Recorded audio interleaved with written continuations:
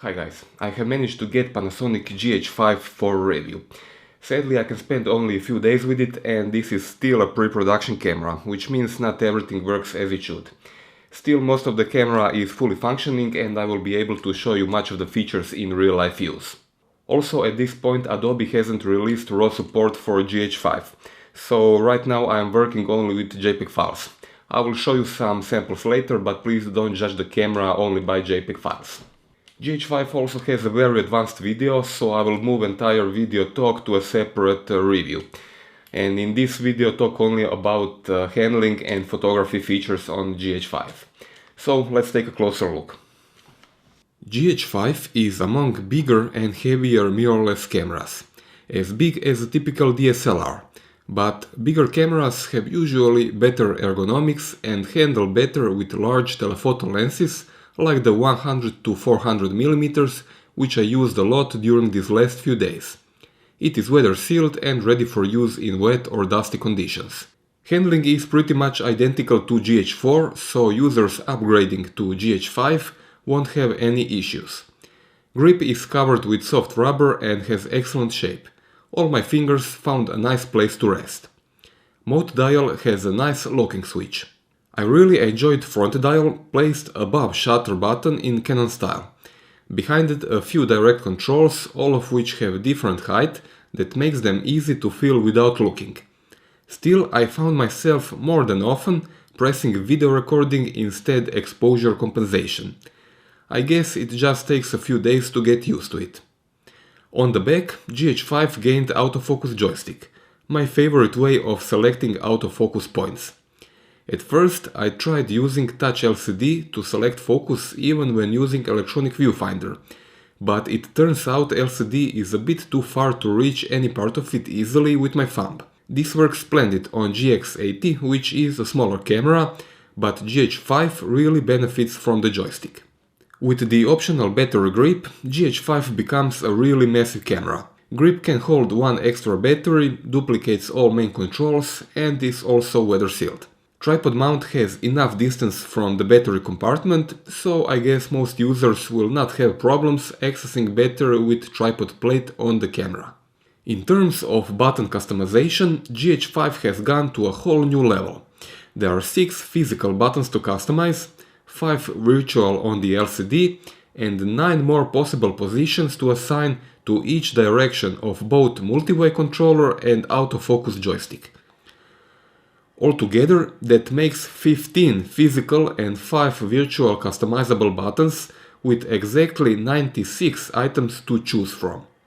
Sensor has 20 megapixels and lacks anti-aliasing filter, which should produce more details in images. At this point, I cannot say much about that since JPEG files don't show what the sensor is really capable of. What I can say is that Panasonic tweaked colors on this camera. Previous GH4 often had some unpleasant yellowish-greenish color cast, which is now absent.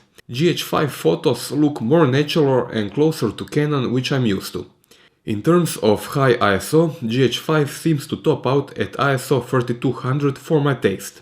Above that, noise becomes too strong, but I will have to wait for RAW support in Adobe Camera Raw to draw a final judgment on that as well as overall image quality.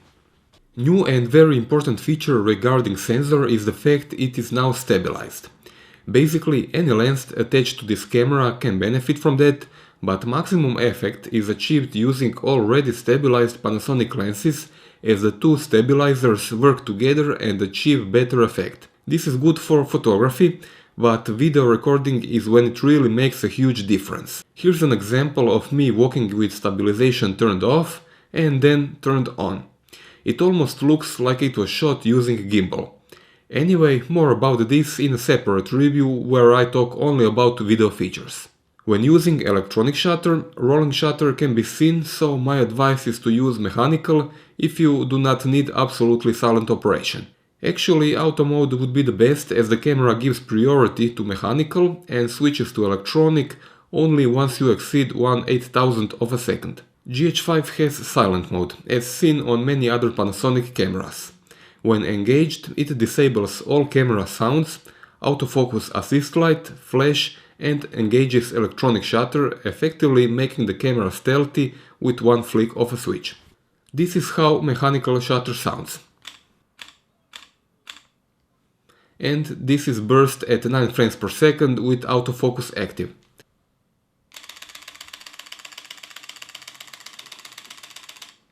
Buffer is big enough for around 60 RAW files or 260 JPEGs.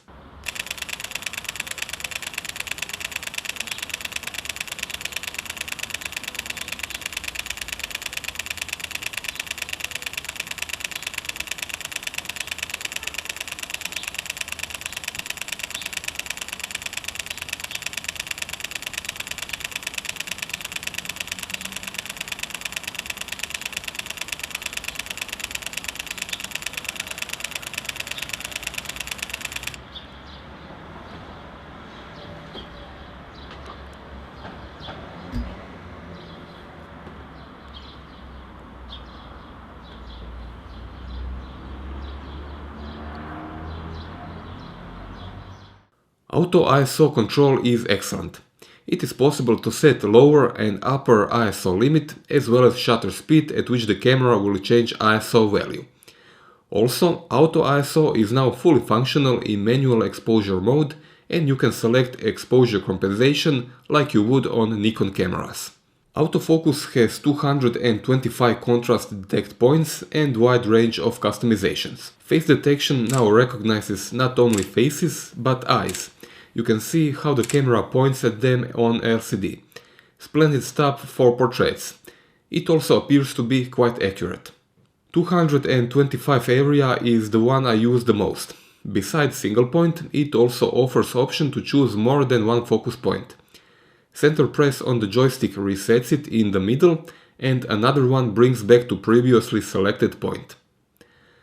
One area would be my favorite since it can be adjusted in size and position, but is way too slow to move across the frame using joystick. It's a different story when adjusted with LCD though. Last one is pinpoint, best for critical focus at some small detail in the frame, for example when using large aperture prime lenses. Spot metering is tied with autofocus points, just the way it should be. My findings are that autofocus is extremely fast in good light, almost instant. In lower light it keeps up surprisingly good, comparable in some cases to my Canon 6D, which has one of the best low light focusing using central, highly sensitive focus point. 3.2 inches LCD has a very high 1.6 million dots, perfect viewing angles and great daylight visibility.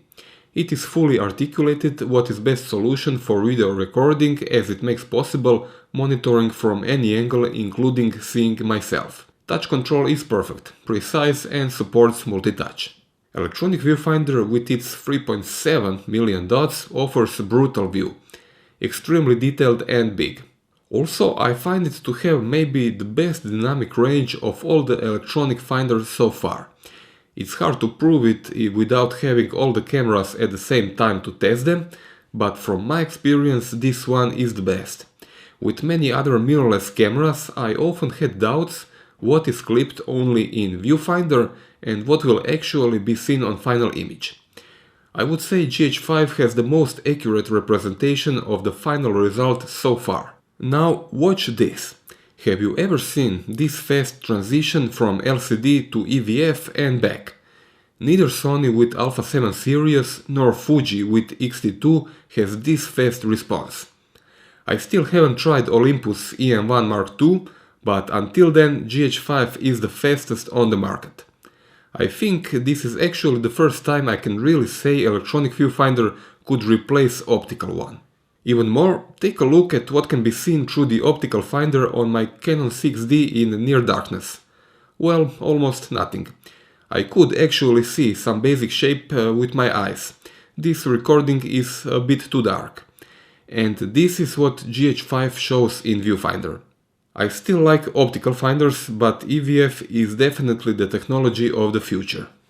Same battery from GH3 and GH4 is used once again, so anyone having a stash of them and upgrading to GH5 will not have to buy new ones. Officially, this battery should provide around 410 shots. I got 550 and 20 minutes of video, so I dare to say this is probably the best mirrorless camera in terms of battery life. Charging takes around 3 hours. USB charging is not available. I tried and nothing happened. There are 2 memory card slots now and usual options to use them. One after the other, both at the same time as a backup, and separate photos and videos to different cards. Both slots support fastest UHS 2 memory cards. GH5 has hot swap. While one card is active, the other one can be exchanged. Thanks to that, uninterrupted video recording is possible.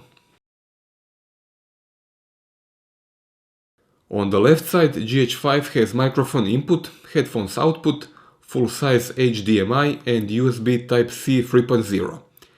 This plastic cable retainer is bundled with every camera in order to make more secure connection for HDMI when recording video on external capturing device. Microphone input has been moved a bit higher, so it is possible to rotate LCD screen at full extent, but with headphones plugged in, LCD will get stuck in some positions. I wish they did it like Canon on EOS 80D, whose connectors are completely out of the way. Wi-Fi and Bluetooth are built in. I had no problems whatsoever connecting GH5 with my smartphone using free Panasonic image application.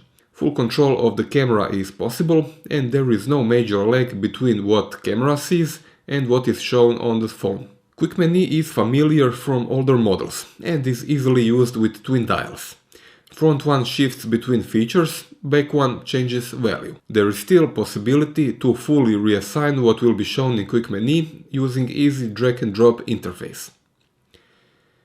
Main menu is redesigned and now holds 8 options on each page, so it's easier to find what is needed. Also, there is a new tab called My Menu, which is user customizable. Still, this is one of the more extensive menu systems on the market, and it will probably take some time for most people to master it. So to round things up, I can say I'm very impressed, as this is clearly one of the most advanced cameras on the market. Although most users will buy it for its video capabilities, and those interested in ultimate image quality will probably consider some full-frame camera at a similar or even slightly lower price, I think GH5 might be the best combination of both worlds so far. It is fully equipped with fast and customizable autofocus system, fast burst with big buffer, excellent ergonomics and excellent image quality up to ISO 4200. With good battery life and wide choice of lenses, GH5 is definitely on my list of recommended cameras. That's all for this review. If you have a question, feel free to ask me in the comment section below. If you would like to support my YouTube channel, subscribe to it and buy stuff on Amazon using my affiliate links below this video. You will not pay any more than otherwise, but I will get a small percentage from every purchase. Thanks for watching.